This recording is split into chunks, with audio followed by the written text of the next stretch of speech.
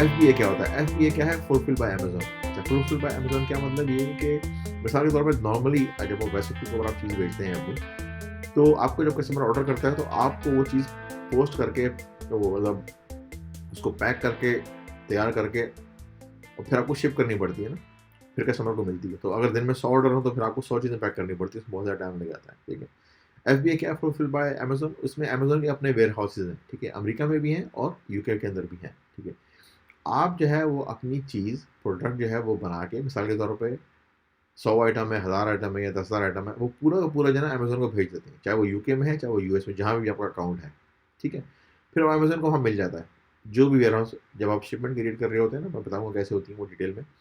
तो आप वो अमेज़न का एड्रेस देते हैं कि भाई कहाँ भेजना है, तो वहाँ वो भेज देते हैं। फिर अमेज़न जो है ना वो अपने हिसाब से जो उनको समझ आता है कि भाई कौन-सी चीज़ कहाँ में हम बेच सकते हैं, वो मज़ीद उनको जो है ना वो टुकड़ों में करके ना आपके आपके जो है स्टॉक को अ उसको डिस्ट्रीब्यूट कर देते हैं फर्दर ना मुख्तलिफ वेयर हाउसेज़ के अंदर। भाई किसी में 500 आइटम रख दिया, किसी में 200 आइटम रख दिया, किसी में 30 आइटम रख दिया, वो आपको आपके फैला देते हैं आपके स्टॉक को ना, ताकि जिस इलाके में भी कोई कस्टमर आपका स्टॉक ऑर्डर करे तो फ़ौरी तौर पे उसको मिल जाए। तो वो चीज़ जो है वो अमेज़न जो है उसको स्टॉक कर लेता है अपने पास, ठीक है? तो ये वो मॉडल बता रहा हूँ मैं आपको, FBA फुलफिल बाय अमेज़न।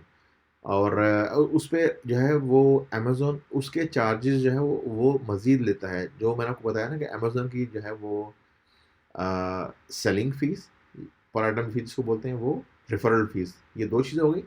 और तीसरी क्या वो लेता है वो FBA फ़ीस। वो क्या होती है? Fulfil bye Amazon. इसका मतलब क्या हुआ कि कस्टमर ने जब ऑर्डर दिया तो अमेज़न जो है वो खुद आपका आइटम अपने वेयरहाउस से पिक उठाएगा, वहाँ पे जो स्टाफ है उनका, वो पिक करेगा उसको, वो पैक करेगा, कस्टमर का एड्रेस वगैरह लगाएगा उसके ऊपर और वो खुद शिप करेगा, शिपिंग के पैसे भी वो खुद देगा, ठीक है?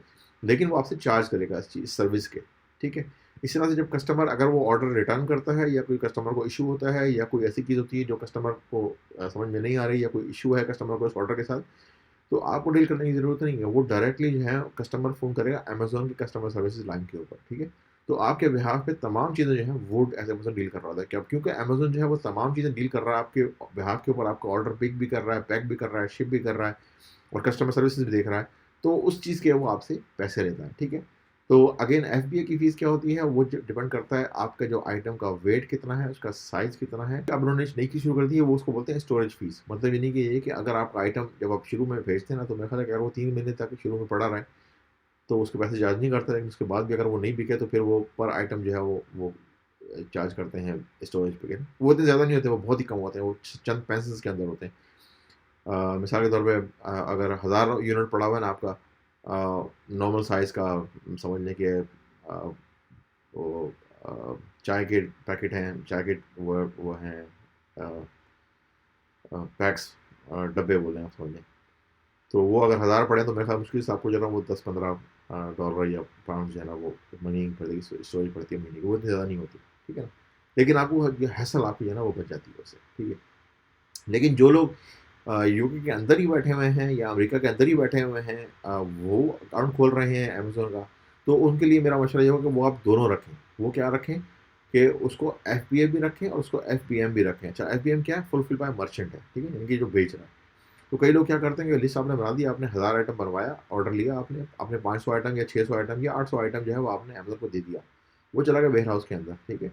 और आपने उसी लिस्टिंग को जो है ना उसमें एक ऑप्शन ऐड कर दिया, उसको हमने हमने बोल दिया FBM भी बोल दिया आपने समझे, ठीक है?